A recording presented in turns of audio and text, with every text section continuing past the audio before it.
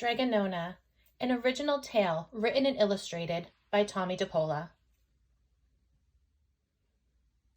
Strega Nona. In a town in Calabria a long time ago, there lived an old lady everyone called Strega Nona, which meant Grandma Witch. Although all the people in town talked about her in whispers, they all went to see her if they had troubles. Even the priest and the sisters of the convent went, because Strega Nona did have a magic touch. She could cure a headache with oil and water and a hairpin. She made special potions for the girls who wanted husbands, and she was very good at getting rid of warts. But Strega Nona was getting old, and she needed someone to help her keep her little house and garden, so she put up a sign in the town square.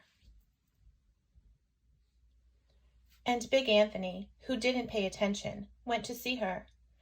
"Anthony," said Strega Nona, "you must sweep the house and wash the dishes. You must weed the garden and pick the vegetables. You must feed the goat and milk her, and you must fetch the water. For this I will give you 3 coins and a place to sleep and food to eat." "Oh, grazie," said Big Anthony. "The one thing you must never do," said Strega Nona, "is touch the pasta pot. It is very valuable, and I don't let anyone touch it." "Oh, si, yes," said Big Anthony. And so the days went by. Big Anthony did his work, and Strega Nona met with the people who came to see her for headaches and husbands and warts. Big Anthony had a nice bed to sleep in, next to the goat shed, and he had food to eat. One evening when Big Anthony was milking the goat, he heard Strega Nona singing. Peeking in the window, he saw Strega Nona standing over the pasta pot. She sang, "Bubble, bubble, pasta pot, boil me some pasta nice and hot. I'm hungry and it's time to sup. Boil enough pasta to fill me up." And the pasta pot bubbled and boiled and was suddenly filled with steaming hot pasta. Then Strega Nona sang, "Enough, enough, pasta pot. I have my pasta nice and hot. So simmer down my pot of clay until I'm hungry another day." "How wonderful," said Big Anthony. "That's a magic pot for sure." And Strega Nona called Big Anthony in for supper. But too bad for Big Anthony, because he didn't get to see Strega Nona blow 3 kisses to the magic pasta pot. And this is what happened. The next day, when Big Anthony went to the town square to fetch the water, he told everyone about the pasta pot. And naturally, everyone laughed at him, because it sounded so silly, a pot that cooked all by itself.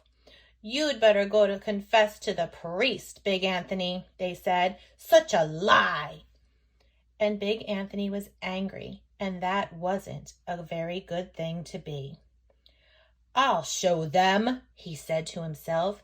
"Someday I will get the pasta pot and make it cook, and then they'll be sorry."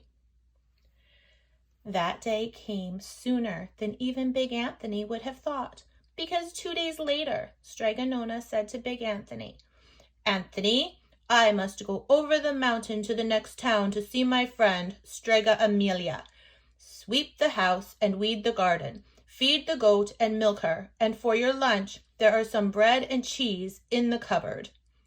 And remember, don't touch the pasta pot." "Oh, yes, yes, Strega Nona," said Big Anthony, but inside he was thinking, "My chance has come." As soon as Strega Nona was out of sight, Big Anthony went inside, pulled the pasta pot off the shelf, and put it on the floor. "Now let's see if I can remember the words," said Big Anthony. And Big Anthony sang, "Bubble, bubble, pasta pot. Boil some pasta nice and hot. I'm hungry and it's time to sup. Boil enough to fill me up." And sure enough, the pot bubbled and boiled and began to fill up with pasta. "Aha!" said Big Anthony, and he ran to the town square, jumped on the fountain, and shouted, "Everyone get forks and plates and platters and bowls! Pasta for all at Strega Nona's house! Big Anthony has made the magic pasta pot work!"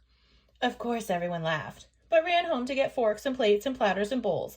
And sure enough, when they got to Strega Nona's, the pasta pot was so full, it was beginning to overflow.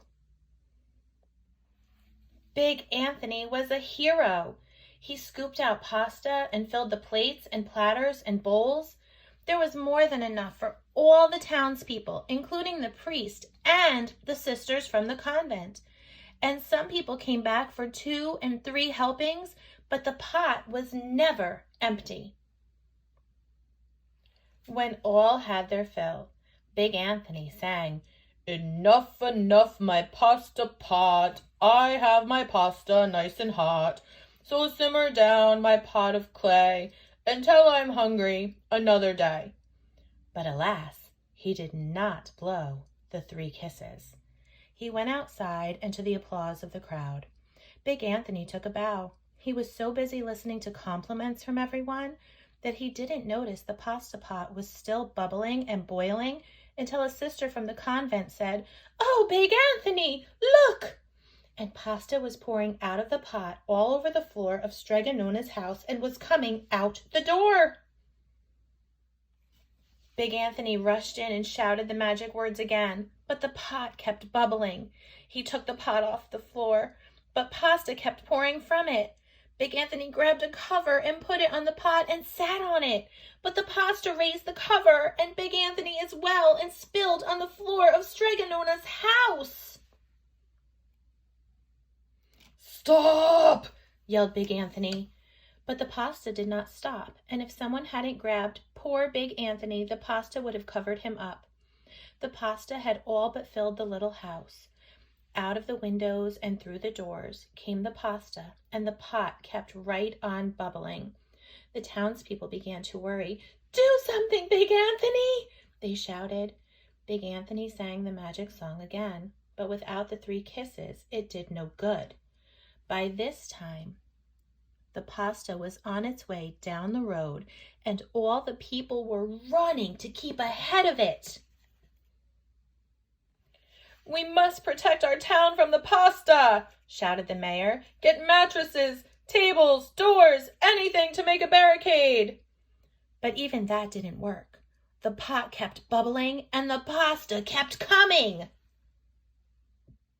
"We are lost," said the people, and the priest and the sisters of the convent began praying. "The pasta will cover our town," they cried. And it certainly would have, had Strega Nona not come down the road home from her visit. She didn't have to look twice to know what had happened. She sang the magic song and blew the 3 kisses, and with a sputter, the pot stopped boiling, and the pasta came to a halt. "Oh, grazie, thank you, Strega Nona," the people cried. But then they turned on poor Big Anthony. "String him up!" the men of the town shouted. "Now wait," said Strega Nona. "The punishment must fit the crime." And she took a fork from a lady standing nearby and held it out to Big Anthony. "All right, Anthony, you wanted pasta from my magic pasta pot," Strega Nona said, "and I want to sleep in my little bed tonight, so start eating." And he did. Poor Big Anthony.